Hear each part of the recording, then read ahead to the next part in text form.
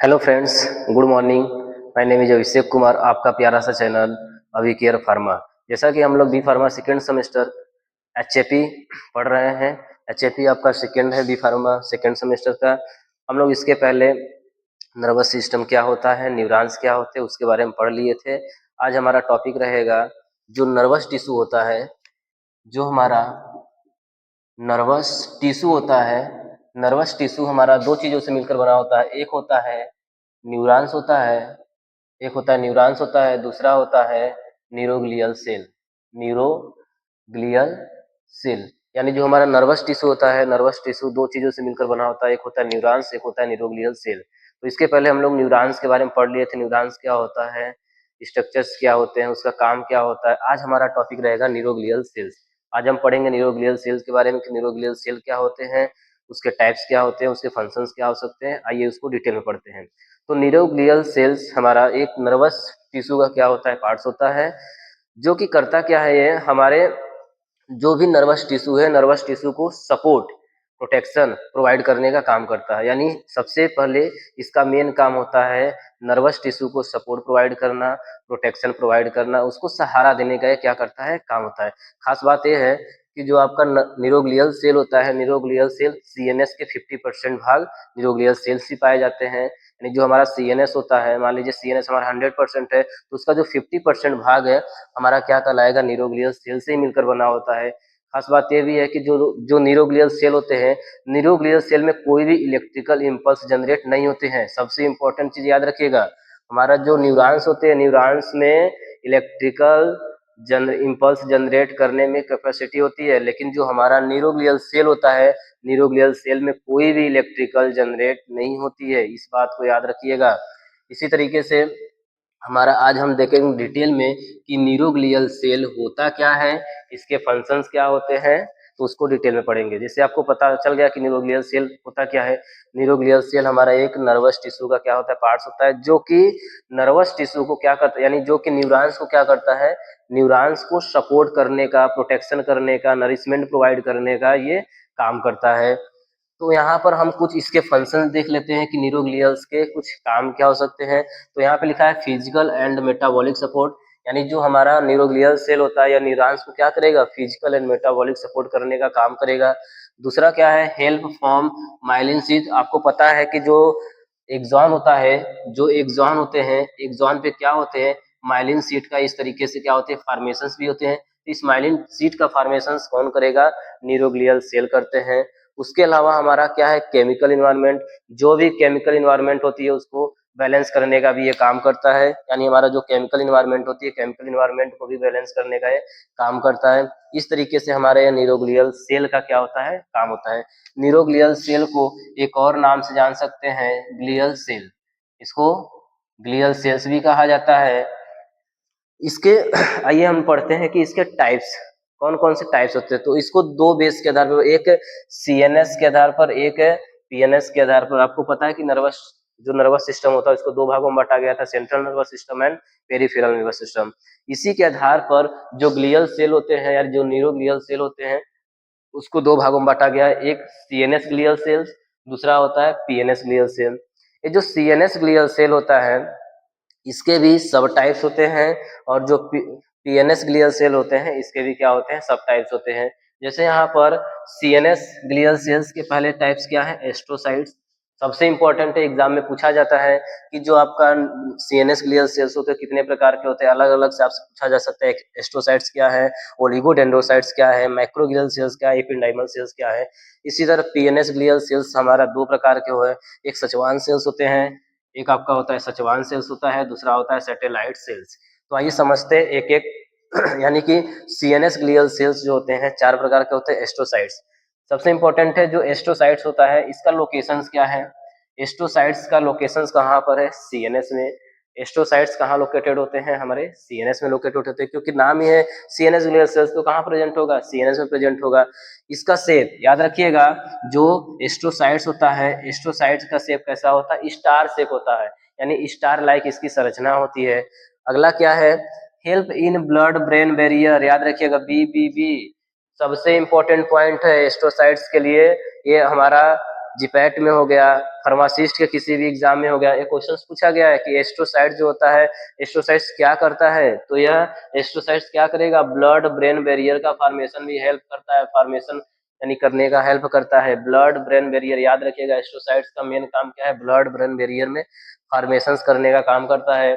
अगला क्या करता है, न्यूट्रिएंट्स सप्लाई। आपको पता है कि जो न्यूरोग्लियल सेल होते हैं, न्यूरोग्लियल सेल क्या करते हैं, न्यूरॉन्स को न्यूट्रिएंट्स सप्लाई करते हैं, तो वो न्यूट्रिएंट्स सप्लाई कौन करेगा, एस्ट्रोसाइट्स सेल करते हैं। तो कुछ यहाँ पर एस्ट्रोसाइट्स के बारे में था कि इसका लोकेशन क्या यहाँ पर होता है, सीएनएस, इसका शेप क्या होता है, स्टार शेप होता है, हेल्प करता है ब्लड ब्रेन बैरियर में हेल्प करता है।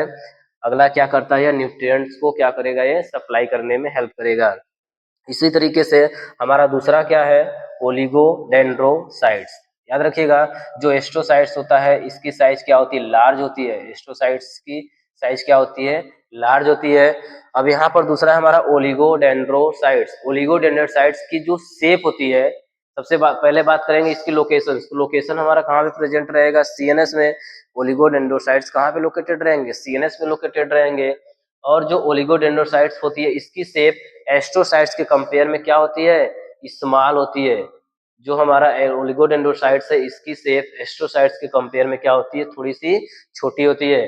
और ये क्या करता है, फॉर्मेशन ऑफ माइलिन शीट, यानी कि ये एक्सॉन हो गया, एक्सॉन पे क्या प्रेजेंट रहता है, इस तरीके से माइलिन शीट। इस माइलिन शीट का भी फॉर्मेशन कौन करेगा, ओलिगोडेंड्रोसाइट्स। तो ओलिगोडेंड्रोसाइट्स का एक सबसे इंपॉर्टेंट काम होता है कि यह जो माइलिन शीट होता है, माइलिन शीट का क्या करेगा, फॉर्मेशन करता है। एक बात यहाँ पर है कि ये जो एक्सॉन होता है हमारा, जो यहाँ पर ये एक्सॉन है और यहाँ पर एक एक्सॉन हमने बनाया, इस एक्सॉन पर हमने क्या बना दिया, माइलिन शीट बना दिया। तो इसका नाम हो गया माइलिनेटेड न्यूरॉन्स। इसका नाम क्या हो गया, माइलिनेटेड न्यूरॉन्स। इस पर कोई भी एक्सॉन, इस पर कोई भी माइलिनेटेड शीट नहीं, तो इसका नाम हो गया नॉन माइलिनेटेड न्यूरॉन्स। मान लीजिए इस एक्सॉन पर क्या प्रेजेंट है, माइलिन शीट प्रेजेंट है। तो इस माइलिन शीट का काम क्या होगा, जो भी इलेक्ट्रिकल इंपल्स होगा, जिस एक्सॉन पर, जिस न्यूरॉन्स पर माइलिन शीट प्रेजेंट होते हैं, उसमें एक्शन, जो इलेक्ट्रिकल इंपल्स होती है बहुत फास्ट होती है। और जिस न्यूरॉन्स पर माइलिन शीट प्रेजेंट नहीं होती है उस पे जो इलेक्ट्रिकल इंपल्स होती है बहुत स्लो होती है। याद रखिएगा, माइलिन शीट का काम होता है इलेक्ट्रिकल इंपल्स को बहुत फास्ट करने का काम करेगा। इसमें बहुत स्लो तरीके से, जिसमें माइलिन शीट नहीं प्रेजेंट है उसमें क्या होगा, बहुत स्लो तरीके से इलेक्ट्रिकल इंपल्स जनरेट होते हैं। ये खास बात था। तीसरा हमारा आता है मैक्रोग्लियल सेल्स। आपको पता है कि जो भी न्यूरॉन्स है, न्यूरॉन्स को सपोर्ट करने का, प्रोटेक्शन करने का काम हमारा न्यूरोग्लियल सेल्स कर रहा है। तो उस न्यूरोग्लियल सेल्स में भी कौन सा सेल हमारा है, मैक्रोग्लियल सेल्स। मैक्रोग्लियल सेल्स कहाँ पे प्रेजेंट है, हमारे सीएनएस में है। इसका मेन काम क्या है, इम्यून को डिफेंस करेगा।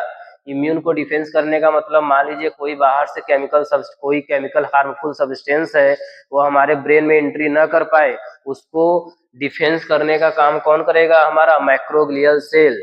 मैक्रोग्लियल सेल क्या करता है, हमारे न्यूरॉन्स को इम्यून डिफेंस से बचाने का काम करता है। फैगोसाइटोसिस जैसी वर्क करता है, कोई भी बैक्टीरिया, कोई भी वायरस, कोई भी हार्मफुल केमिकल उसको अटैक न कर पाए, उसको डिफेंस करने का काम कौन करेगा, मैक्रोग्लियल सेल करता है। अगला है हमारा इपिंडाइमल सेल। इपिंडाइमल सेल भी, इसका लोकेशन क्या हो सकता है, सीएनएस में हो सकता है। इसका मेन काम क्या है, CSF फॉर्मेशन। CSF मतलब CSF सेरेब्रो स्पाइनल फ्लूइड का ये क्या करता है, फॉर्मेशन करता है। CSF मतलब सेरेब्रो स्पाइनल फ्लूइड का ये फॉर्मेशन करेगा। मान लीजिए आइए समझते थोड़ा सा CSF के बारे में। मान लीजिए क्या है, इस तरीके से यहाँ पर बनाया गया है, ब्रेन बनाया गया है। ब्रेन में क्या होती है, यहाँ पर हॉलो लाइक संरचना होती है, इस तरीके से खाली स्थान होती है। इस तरीके से इसमें क्या होती है, खाली स्थान होती है, जिसका नाम क्या दिया गया, वेंट्रिकल दिया गया है। क्या नाम दिया गया है, वेंट्रिकल दिया गया है। ब्रेन में हमारे क्या होती है, खाली स्पेस होती है, जो क्या है, वेंट्रिकल होती है, वेंट्रिकल कहलाती है। इस वेंट्रिकल में क्या भरा रहता है, CSF भरा रहता है, सेरेब्रो स्पाइनल फ्लूइड्स भरे रहते हैं। जो भी आयंस हैं, जो भी केमिकल्स हैं, CSF क्या करता है, उसको सर्कुलेट करने का क्या करेगा, काम करता है। जैसे हमारे यहाँ पर क्या है, पाए जाते हैं आपके साइनोवियल फ्लूइड्स पाए जाते हैं। साइनोवियल फ्लूइड्स का काम क्या होता है, उसको फ्रिक्शंस करने का काम कर रहा है, दो बोन्स को फ्रिक्शंस करने का काम कर रहा है। इसी तरह यहाँ पर भी क्या होता है, ब्रेन में हमारे क्या होते हैं, CSF फ्लूइड्स यानी सेरेब्रोस्पाइनल फ्लूइड्स पाए जाते हैं। जो भी केमिकल्स हो, जो भी आयंस है, उसको क्या करता है, सर्कुलेट करने का काम करते हैं। तो ये हमारा था CNS ग्लियल सेल्स के बारे में, हमने चारों प्रकार का देख लिया। आइए समझते हैं PNS ग्लियल सेल।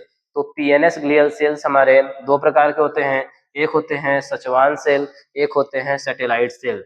तो सचवान सेल क्या होते हैं, सैटेलाइट सेल्स क्या होते हैं, थोड़ा सा इसको समझ लेते हैं। जो PNS ग्लियल सेल्स होते हैं, PNS ग्लियल सेल्स का सबसे पहले हम बात करते हैं कि PNS ग्लियल सेल में सचवान सेल्स के बारे में बात करते हैं। सचवान सेल्स करेगा क्या, जैसे यहाँ पर हमारा ओलिगोडेंड्रोसाइट्स क्या कर रहा था, माइलिन शीट का फॉर्मेशन कर रहा था, इसी तरह हमारा जो सचवान सेल होता है यह फॉर्म माइलिन शीट, यह क्या करेगा, माइलिन शीट का फॉर्मेशन करेगा। लेकिन एक एक जोन पर क्या करेगा, या सचवान सेल क्या करेगा, एक एक जोन पर ही माइलिन शीट का फॉर्मेशन कर पाएगा। ओलिगोडेंड्रोसाइट्स भी माइलिन शीट का फॉर्मेशन करता है, सचवान सेल भी माइलिन शीट का फॉर्मेशन करता है, लेकिन वन एक जोन पर ही क्या करेगा, ये माइलिन शीट का फॉर्मेशन करता है। अराउंड नर्व फाइबर्स, अराउंड क्या है, नर्व फाइबर, नर्व फाइबर के अराउंड क्या करता है, माइलिन शीट का क्या करेगा, इस तरीके से फॉर्मेशन करने का काम करता है। दूसरा है हमारा सैटेलाइट सेल्स। सैटेलाइट सेल्स का सबसे पहले बात करें लोकेशन का है, हमारा लोकेशन क्या है, सेंसरी नर्व। हमारे जहां भी सेंसरी नर्व पाए जाते हैं वहां पर सैटेलाइट्स सेल्स पाए जाते हैं। उसके बाद सिंपैथेटिक एंड पैरासिम्पैथेटिक, जितने भी जहां जहां पर सिंपैथेटिक नर्वस सिस्टम होते हैं और जहां जहां पर आपका पैरासिम्पैथेटिक नर्वस सिस्टम होते हैं वहां पर क्या पाए जाएंगे, सैटेलाइट सेल्स पाए जाएंगे। इसका मेन यहाँ पर क्या है, प्रोवाइड, इसका मेन काम है प्रोवाइड सपोर्ट एंड न्यूट्रिएंट्स। यह क्या करेगा, जो भी हमारा नर्वस है, जो भी हमारा न्यूरॉन्स है, न्यूरॉन्स को क्या करेगा, न्यूरॉन्स को प्रोवाइड करेगा क्या, सपोर्ट एंड न्यूट्रिएंट्स प्रोवाइड करता है। यह हमारे सैटेलाइट्स का काम होते हैं। तो यहाँ पर हमने देखा कि जो हमारा नर्वस टिश्यू होता है, नर्वस टिश्यू हमारा दो चीजों से मिलकर बना होता है, एक होता है न्यूरॉन्स होते हैं, दूसरा होता है न्यूरोग्लियल सेल होते हैं। न्यूरॉन्स हमने पढ़ लिया था कि न्यूरॉन्स क्या होते हैं, न्यूरॉन्स का स्ट्रक्चर्स क्या होता है, उसका काम क्या होता है। आज हमने क्या पढ़ा, न्यूरोग्लियल सेल्स क्या होते हैं, न्यूरोग्लियल सेल्स एक प्रकार के क्या है, सेल्स है, जो कि क्या करते हैं, हमारे न्यूरॉन्स को क्या करेंगे, या सपोर्ट करने का, प्रोटेक्शन करने का क्या करते हैं, काम करते हैं। इसको दो भागों में बांटा गया था, एक CNS ग्लियल सेल, एक PNS glial cell. CNS glial astrocytes, oligodendrocyte, microglial cells, ependymal cells. PNS glial cells हमारा सचवान सेल्स और सैटेलाइट सेल्स।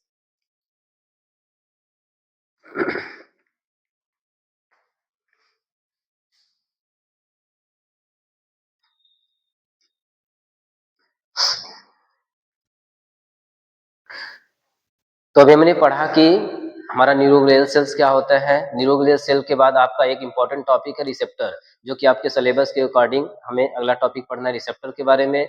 रिसेप्टर एक एक्चुअली देखा जाएगा कि आपका बी फार्मा फोर्थ सेमेस्टर में एक सब्जेक्ट होता है फार्माकोलॉजी। फार्माकोलॉजी में आपको इसके बारे में डिटेल में पढ़ना है कि रिसेप्टर्स क्या होते हैं, ड्रग बाइंड कैसे करते हैं, वो सब चीजें वहां पर बताया जाएगा। लेकिन यहाँ पर हम थोड़ा सा आज ओवरव्यू देखेंगे रिसेप्टर, क्योंकि आपके एग्जाम पॉइंट व्यू से एक इम्पोर्टेंट टॉपिक है जो कि हर बार क्वेश्चंस पूछा जाता है। तो रिसेप्टर होता क्या, ये समझते हैं। रिसेप्टर एक माइक्रोमोलिक्यूल्स प्रोटीन होते हैं। रिसेप्टर एक क्या होते हैं, माइक्रोमोलिक्यूल्स प्रोटीन होते हैं, जो कि हमारे सेल मेम्ब्रेन या सेल के अंदर पाए जाते हैं। यानी एक तरीके से कहाँ पर पाए जाते हैं, सेल मेम्ब्रेन या सेल के अंदर पाए जाते हैं। यह करते क्या है, यह अपने स्पेसिफिक स्टिमुलस पे क्या करते हैं, ये बाइंड करते हैं। स्पेसिफिक न्यूरोट्रांसमीटर पे क्या करेंगे, ये बाइंड करेंगे, और जो भी अपना बायोलॉजिकल एक्शंस रहेगा उसको परफॉर्मेंस करेंगे। यानी कहने का मतलब कि जो रिसेप्टर होता है, रिसेप्टर्स रिसेप्टर कैसे काम करते हैं। मान लीजिए हमारा कहाँ पाया जा रहा है, सेल मेम्ब्रेन। रिसेप्टर्स हमारे सेल मेम्ब्रेन या सेल्स के अंदर पाए जाते हैं, जो कि करते क्या है, किसी रिसेप्टर क्या करेंगे, किसी भी स्पेसिफिक रिसेप्टर, मान लीजिए हमारा प्लाज्मा मेम्ब्रेन है यानी सेल मेम्ब्रेन है, यहाँ पर कोई स्पेसिफिक क्या पाया जा रहा है, रिसेप्टर्स हमारे न्यूरोट्रांसमीटर पाए जा रहे हैं। तो रिसेप्टर से क्या करेंगे, किसी भी स्टिमुलाइज के थ्रू क्या करेंगे, यहाँ पर रिसेप्टर्स क्या करेंगे, बाइंड करेंगे, और बाइंड करने के बाद वहां पर अपना जो भी बायोलॉजिकल एक्शन है वहां पर परफॉर्मेंस अपना शो करेंगे। तो इस तरीके से हमारा ये रिसेप्टर्स काम करते हैं। तो ध्यान रखिएगा, रिसेप्टर्स एक क्या होते हैं, प्रोटीनियस नेचर्स के भी होते हैं। रिसेप्टर एक प्रोटीनियस नेचर के होते हैं, जो एक माइक्रोमैलिक्यूल्स की तरह भी एक माइक्रोमैलिक्यूल्स की भी तरह होते हैं, जो हमारे सेल मेम्ब्रेन या सेल्स के अंदर पाए जाते हैं। यह यहाँ पे लिखा हुआ है कि receptor is a special structure that can detect, या क्या करेगा, डिटेक्ट करेगा like heat, chemicals, light, pressure and convert into nerve signal that goes into the brain। यह क्या करता है, मान लीजिए रिसेप्टर है, रिसेप्टर्स क्या करेगा, यहाँ पर आने के बाद बाइंड करेगा कोई भी स्टिमुलाइज के थ्रू, लाइट, हीट के थ्रू, लाइट के थ्रू, प्रेशर्स के थ्रू, क्या करेंगे, फिर नर्व सिग्नल्स को जनरेट करेंगे। नर्व सिग्नल हमारे कहाँ पहुंचाएंगे, ब्रेन के पास पहुंचाएंगे। ये हमारा काम करता है रिसेप्टर्स। तो सबसे इंपॉर्टेंट है कि रिसेप्टर्स कहाँ पर प्रेजेंट होते हैं, तो सेल मेम्ब्रेन या सेल्स के अंदर ये पाए जाते हैं। इसका नेचर जो होता है, जो हमारा रिसेप्टर्स होता है, रिसेप्टर्स का नेचर होता है प्रोटीनियस नेचर, यानी एक प्रकार के प्रोटीन जैसे ही काम करते हैं। और यहाँ पर हम लोग पढ़ेंगे थोड़ा सा कि जो इसका मैकेनिज्म थोड़ा समझ लेते हैं कि ये कैसे काम करते हैं।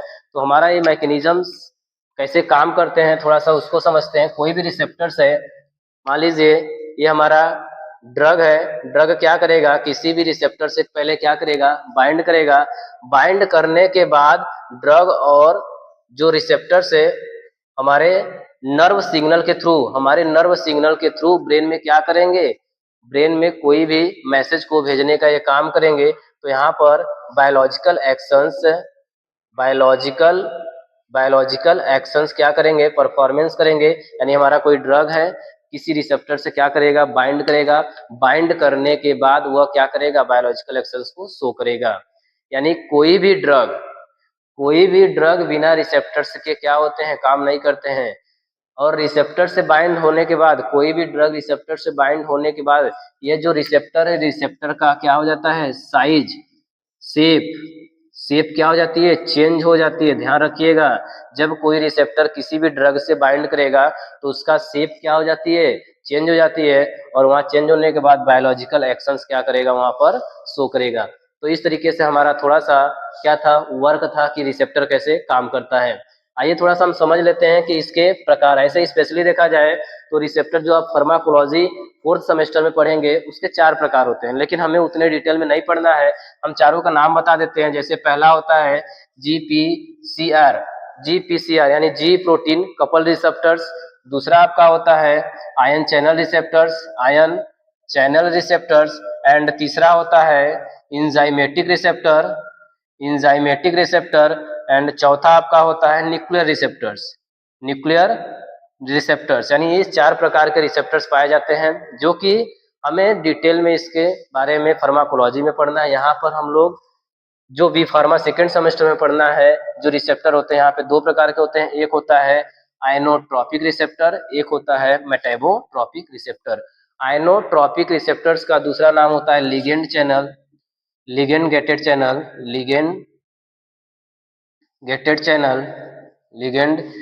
Channel ion receptors.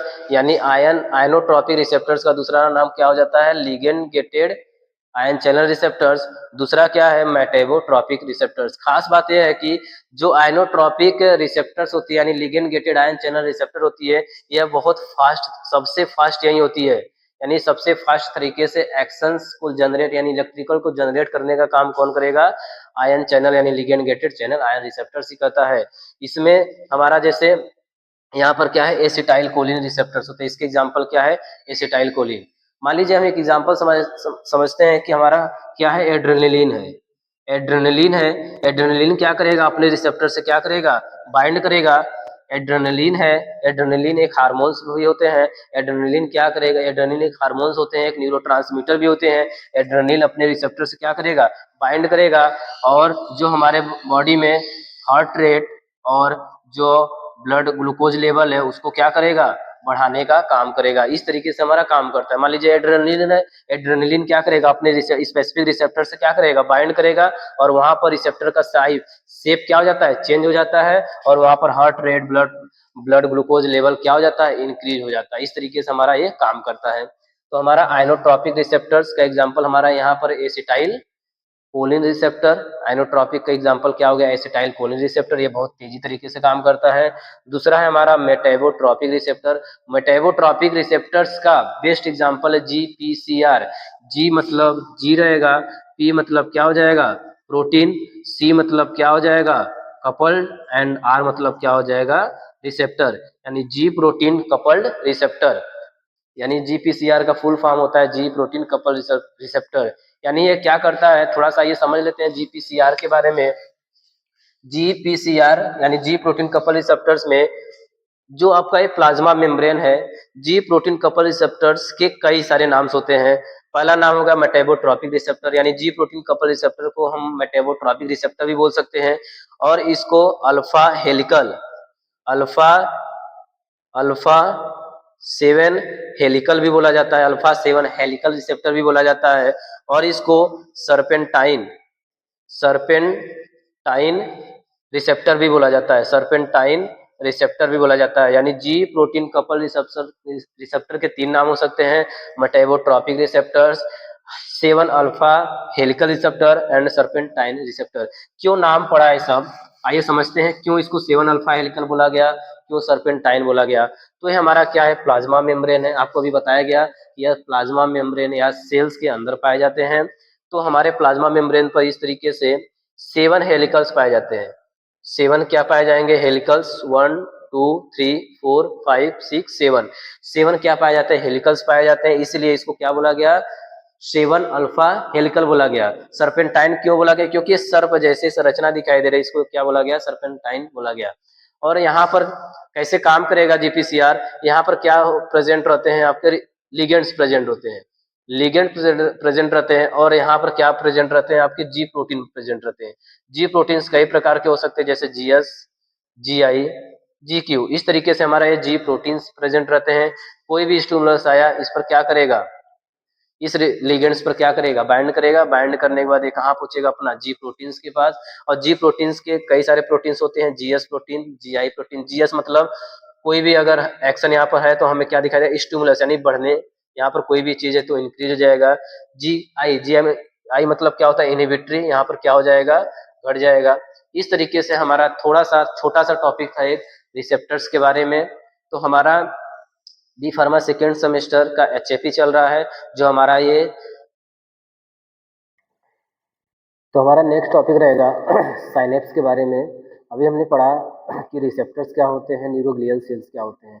तो हमारा नेक्स्ट टॉपिक रहेगा साइनेप्स के बारे में, जो कि इम्पोर्टेंट टॉपिक से भी है 2 नंबर के अकॉर्डिंग आपके एग्जाम के लिए। तो आइए समझते हैं कि साइनेप्स होता क्या है। साइनेप्स कुछ अलग चीज़ नहीं है, नया चीज़ नहीं है। आइए समझ लेते हैं क्या होता है, सिंपल सा। जो साइनेप्स होता है, साइनेप्स क्या होते हैं, जंक्शंस बिटवीन टू न्यूरॉन्स, यानी दो न्यूरॉन्स के बीच में जो गैप होती है, यानी जो दो न्यूरॉन्स के बीच में जो गैप होती है। मान लीजिए हमने यहाँ पर 2 न्यूरॉन्स बना दिया इस तरीके से, यहाँ पर एक न्यूरॉन्स है और दूसरा आपका, इस तरीके से हमने यहाँ पर न्यूरॉन्स बना दिया। इस न्यूरॉन्स के बीच में जो गैप दिखाई दे रही है, ये जो गैप आपको दिखाई दे रही है, इसी गैप को बोला गया है, इसी गैप को क्या बोला गया है, साइनेप्स बोला गया है। तो साइनेप्स का मतलब होता है, साइनेप्सिस का मतलब होता है कि जंक्शंस बिटवीन टू न्यूरॉन्स, दो न्यूरॉन्स के बीच में जो गैप होती है उसको क्या बोला गया है, साइनेप्स बोला गया है। अब बात आती है यहाँ पर, तो 2 न्यूरॉन्स के बीच में था, अगर मान लीजिए यहाँ पे 2 न्यूरॉन्स के बीच में था, हो सकता है यहाँ पर एक न्यूरॉन्स हो इस तरीके से, यहाँ पर एक न्यूरॉन्स हो, यहाँ पर अगला क्या हो, आपका मसल्स हो, यानी यहाँ पर ये न्यूरॉन्स हो गया, ये क्या होगा, मसल्स हो। इसके बीच में जो भी गैप पाया जाएगा इसको भी बोला जाएगा, साइनेप्स बोला जाएगा, लेकिन इसका नाम हो जाएगा न्यूरोमस्कुलर जंक्शन। यानी ये भी जंक्शन है, ये भी जंक्शन था, जो 2 न्यूरॉन्स के बीच में जो जो आपको गैप पाया जाएगा उसको बोलेंगे साइनेप्स। लेकिन जब दो, एक मसल्स रहेगा, एक आपका मसल्स रहेगा, एक न्यूरॉन्स रहेगा, इसके बीच में जो गैप पाई जाती है उसको बोलते हैं न्यूरोमस्कुलर जंक्शन। जंक्शन का मतलब जो यहाँ पर एक गैप दिखाई दे रही है उसी को बोला जा रहा है। तो सिंपल सा यहाँ पर था कि न्यूरोमस्कुलर, यहाँ पे सिंपल सा था कि साइनेप्स क्या होते हैं। साइनेप्स का मतलब junctions between two neurons, junctions between one neurons and one, आपका क्या हो सकता है, वहां पर मसल्स हो सकते हैं, और वहां पर हो सकता है ग्लैंड्स भी हो सकते हैं। तो अलग अलग आपका जो रहेगा उसका नाम अलग अलग रहेगा। तो ये था साइनेप्स के बारे में। थोड़ा सा ये इसको डिटेल में समझते हैं स्ट्रक्चर्स को लेकर। तो यहाँ पर हमने क्या बनाया है, एक्सॉन, यानी यहाँ पर हमने एक न्यूरॉन्स का पार्ट्स लिया है, न्यूरॉन्स का पार्ट्स में वो भी क्या होता है, जैसे आपका न्यूरॉन्स का क्या एक्सॉन है, एक्सॉन पर यहाँ पे क्या रहते हैं आपका एक एक्सॉन टर्मिनल पाए जाते हैं, यहाँ पर क्या प्रेजेंट रहते हैं, इस तरीके से एक्सॉन टर्मिनल पाए जाते हैं। इस एक टर्मिनल को हमने यहाँ पर क्या किया, जूम करके यहाँ पर आपको दिखा रहे हैं। ये जो यहाँ पर इंड पॉइंट दिखाई दे रहा है, इसी को हमने यहाँ पे जूम करके दिखाया गया है। और यहाँ पे जो आपको पार्ट्स, यानी ये क्या है आपका एक्सॉन टर्मिनल वाला पार्ट्स है। ये जो पार्ट्स यहाँ दिखाई दे रहा है, आपको पता है आपका एक्सॉन टर्मिनल, यहाँ पर क्या पाया जाएगा, सेल बॉडी के बाद यहाँ पर क्या पाया जाएगा, डेंड्राइट्स पाए जाएंगे। तो यहाँ पर हमने ये जो पार्ट्स बनाए, ये क्या है, डेंड्राइट्स का पार्ट्स है। ये जो हमने यहाँ पे पार्ट्स दिखाया है, ये किसके पार्ट्स है, डेंड्राइट्स के पार्ट्स है। यानी हमने एक न्यूरॉन्स में वो भी एक्सॉन टर्मिनल का पार्ट्स लिया है, और यहाँ पर हमने क्या लिया है, एक डेंड्राइट्स का पार्ट्स लिया है। होता क्या है, ये जो आपको न्यूरॉन्स जो एक्सॉन टर्मिनल्स का पार्ट्स जो दिखाई दे रहा है, इसमें कुछ क्या प्रेजेंट रहते हैं, वेसिकल्स प्रेजेंट रहते हैं। वेसिकल्स प्रेजेंट रहते हैं, क्या है आपका वेसिकल्स है। इस वेसिकल्स में जो आपको दिखाई दे रहा है, ये एक केमिकल्स है। ये क्या है यहाँ पर प्रेजेंट है, एक केमिकल्स है। इस केमिकल्स को क्या बोला जाएगा, न्यूरोट्रांसमीटर, जो कि एक बहुत इंपॉर्टेंट है, जो आगे आपको भी पढ़ना है। यानी ये आपके एक्सॉन टर्मिनल में कुछ वेसिकल्स पाए जाएंगे, इस वेसिकल्स में क्या पाए जाते हैं, कुछ केमिकल्स पाए जाते हैं। यहाँ पे कुछ केमिकल्स है, इस केमिकल्स को क्या बोला गया है, न्यूरो ट्रांसमीटर बोला गया है। होगा क्या, ये न्यूरो ट्रांसमीटर, ये जो केमिकल्स है, केमिकल्स क्या होगा, यहाँ से रिलीज होगा। यहाँ पे क्या करेगा, इस गैप में, ये जो गैप आपको दिखाई दे रही है, इस गैप में क्या हो जाएगा, केमिकल्स रिलीज करेंगे। इस गैप का नाम दिया गया है सिनेप्टिक क्लैप। इस गैप का नाम क्या है, सिनेप्टिक क्लैप है या सिनेप्टिक गैप है। इसके बाद यहाँ पे जो डेंड्राइट्स वाला पार्ट्स है, ये डेंड्राइट्स पर क्या प्रेजेंट रहते हैं, कुछ रिसेप्टर्स प्रेजेंट रहते हैं। यहाँ पे क्या प्रेजेंट रहते हैं, रिसेप्टर यहाँ पर प्रेजेंट रहते हैं, रिसेप्टर प्रेजेंट रहते हैं। जैसे ही यहाँ पे मान लीजिए मैं वेसिकल्स क्या होगा, वेसिकल से जो केमिकल केमिकल केमिकल्स है, केमिकल्स क्या करेंगे, रिलीज होंगे। रिलीज होने के बाद इस सिनेप्टिक में, यानी इस गैप में क्या हो जाएंगे, हर जगह डिफ्यूज हो जाएंगे। डिफ्यूज होने के बाद यहाँ पर क्या प्रेजेंट रहते हैं, रिसेप्टर प्रेजेंट रहते हैं। डेंड्राइट्स पर क्या प्रेजेंट रहते हैं, रिसेप्टर प्रेजेंट रहते हैं। वो केमिकल क्या करेगा, इस डेंड्राइट्स पर जाकर बाइंड करेगा, और बाइंड होने के बाद वहां पर क्या हमें दिखाई देने लगेगा, बायोलॉजिकल एक्शन दिखाई देने लगेगा। जो उसका काम है वहां पर एक्शन दिखाई देने लगता है। तो हमारा मेन था कि साइनेप्स क्या होते हैं, तो हमने डायग्राम के साथ समझ लिया कि एक बात याद रखिएगा, ये जो न्यूरॉन्स का ये जो पार्ट्स, ये जो सिनेप्टिक क्लेफ्ट का जो पार्ट्स दिखाई दे रहा है, एक्सॉन टर्मिनल का जो पार्ट्स है, इसको बोला जाता है प्री सिनेप्टिक न्यूरॉन्स। यानी सिनेप्टिक क्लेफ्ट के पहले जो न्यूरॉन्स प्रेजेंट होती है उसको बोलते हैं प्री सिनेप्टिक क्लेफ्ट, और इस सिनेप्टिक क्लेफ्ट के बाद जो न्यूरॉन्स प्रेजेंट होती है उसको बोला गया पोस्ट सिनेप्टिक क्लेफ्ट। और ये जो आपको बीच में एक गैप दिखाई दे रही है, ये है, ये आपका है सिनेप्टिक क्लेफ्ट है। यानी कि प्री सिनेप्टिक पोस्ट सिनेप्टिक और सिनेप्टिक क्लेफ्ट को ही मिलाकर क्या बोला गया है, आपका टोटल बोला गया है साइनेप्स है। तो यहाँ पर हमने समझ लिया कि साइनेप्स क्या होते हैं। बाकी यहाँ पर क्या है, पार्ट्स ऑफ साइनेप्स एग्जाम में पूछा जाता है कि साइनेप्स के पार्ट्स कौन कौन से होते हैं। तो साइनेप्स के 4 पार्ट्स होते हैं। पहला होता है प्री सिनेप्टिक टर्मिनल, अभी हमने बताया presynaptic terminal. Presynaptic terminal होता क्या है, end of the sending neuron, end of the sending neuron. यानी यह इंड होता है, आपको बताया गया ना कि यह सेल बॉडी है। डेंड्राइट से कोई भी स्टिमुलाई यहाँ पर काम किया तो डेंड्राइट से मैसेज कहाँ आएगा, सेल बॉडी, सेल बॉडी से जाएगा एक्सॉन में, एक्सॉन से कहाँ चला जाएगा, आपका एक्सॉन टर्मिनल पे चला जाएगा। इसलिए यहाँ पे लिखा गया end of the sending neuron. यह सेंडिंग न्यूरॉन्स का क्या होता है, एंड पॉइंट होता है। उसके बाद दूसरा कौन सा पार्ट होता है आपका, सिनेप्टिक क्लेफ्ट। यहाँ पे लिखा गया है tiny gap between neurons, tiny gap between neurons, यानी न्यूरॉन्स के बीच में जो थोड़ा सा गैप होता है उसको क्या बोला गया है, सिनेप्टिक क्लेफ्ट बोला गया है। उसके बाद तीसरा क्या है, न्यूरो ट्रांसमीटर, इंपॉर्टेंट है, जो कि आगे हमें अभी पढ़ना है, एक छोटा सा टॉपिक है न्यूरो ट्रांसमीटर। तो यहाँ पे जो ये वेसिकल्स दिखाई दे रही है प्री सिनेप्टिक न्यूरॉन्स में, इसमें क्या पाए जाते हैं, वेसिकल्स होते हैं। इस वेसिकल्स में कुछ केमिकल्स रहते हैं। इसी केमिकल्स को क्या बोला गया है, न्यूरोट्रांसमीटर। इस केमिकल्स को क्या बोला गया, न्यूरोट्रांसमीटर। यहीं पे अगला पार्ट है न्यूरोट्रांसमीटर। उसके बाद लास्ट पार्ट्स क्या है, सिनेप्टिक क्लेफ्ट के बाद कौन सा पार्ट्स आता है, पोस्ट सिनेप्टिक क्लेफ्ट।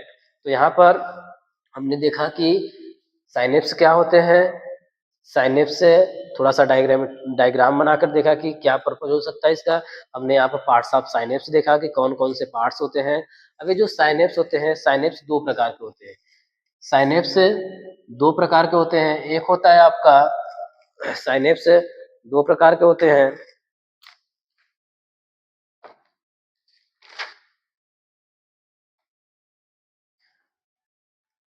यहाँ पे जो साइनेप्स होता है, साइनेप्स दो प्रकार के होते हैं। एक होता है आपका केमिकल साइनेप्स, याद रखिएगा, एक होता है केमिकल साइनेप्स होता है और दूसरा होता है इलेक्ट्रिकल साइनेप्स। एक होता है केमिकल साइनेप्स, दूसरा होता है इलेक्ट्रिकल। अगर आपसे एग्जाम में पूछा गया साइनेप्स कितने प्रकार के होते हैं, साइनेप्स दो प्रकार के होते हैं। एक होता है केमिकल साइनेप्स, एक होता है इलेक्ट्रिकल साइनेप्स। क्वेश्चन से पूछा जाएगा कि केमिकल साइनेप्स और इलेक्ट्रिकल साइनेप्स में किसमें सबसे फास्ट इलेक्ट्रिकल इंपल्स जनरेट होता है। याद रखिएगा, जो आपका इलेक्ट्रिकल साइनेप्स है, इन इलेक्ट्रिकल साइनेप्स में सबसे फास्ट इलेक्ट्रिकल इंपल्स जनरेट होते हैं। याद रख लीजिएगा, केमिकल साइनेप्स और इलेक्ट्रिकल, यानी इसका मतलब है कि जो मैसेज है वह केमिकल्स के थ्रू अगर जा रहा है तो केमिकल साइनेप्स हो गया, अगर इलेक्ट्रिकल के थ्रू जा रहा है तो इलेक्ट्रिकल साइनेप्स हो गया। लेकिन जो इलेक्ट्रिकल साइनेप्स होते हैं वेरी फास्ट है, यानी बहुत तेजी तरीके से क्या करता है, मैसेज को, सिग्नल्स को क्या करता है, ट्रांसमिट करने का काम करता है। तो ये हमारा छोटा सा टॉपिक था न्यूरो। आगे आपका